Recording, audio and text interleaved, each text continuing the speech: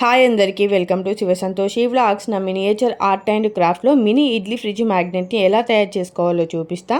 నేను చేసేది home made clay. నేను ఇంట్లోనే తయారు చేసుకున్న ఈ క్లేను జిప్లాక్ కవర్లో పెట్టి ప్యాక్ చేసుకున్నా. ఇప్పుడు ఈ క్లేను కొద్దిగా తీసుకొని చిన్న చిన్న రౌండ్గా సేమ్ సైజులో బాల్స్ చేసుకోవాలి. ఇలా చేసుకున్నాక సైడ్స్ని ఇలా ప్రెస్ చేయాలి.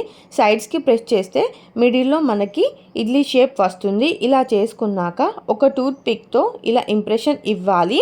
అంతే, చూడండి సేమ్ ఇడ్లీ లాగా వచ్చేసింది.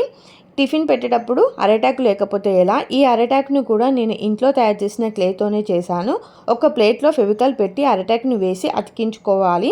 నెక్స్ట్ ఇడ్లీని కూడా సేమ్ ఇలానే ఫెవికాల్ పెట్టి అతికించుకోవాలి.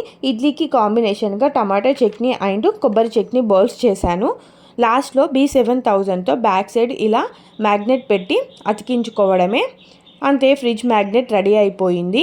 ఈ ఫ్రిడ్జ్ మ్యాగ్నెట్ని మనం ఇంట్లో తయారు చేసి పెట్టుకుంటే ఫ్రిడ్జ్కి పిల్లలు హ్యాపీగా ఫీల్ అవుతారు. ఎవరైనా బర్త్డేస్ ఉంటే గిఫ్ట్గా కూడా ఇవ్వచ్చు. నేను చేసిన ఫ్రిడ్జ్ మ్యాగ్నెట్ మీకు నచ్చిందా? నచ్చితే ఒక లైక్ చేయండి.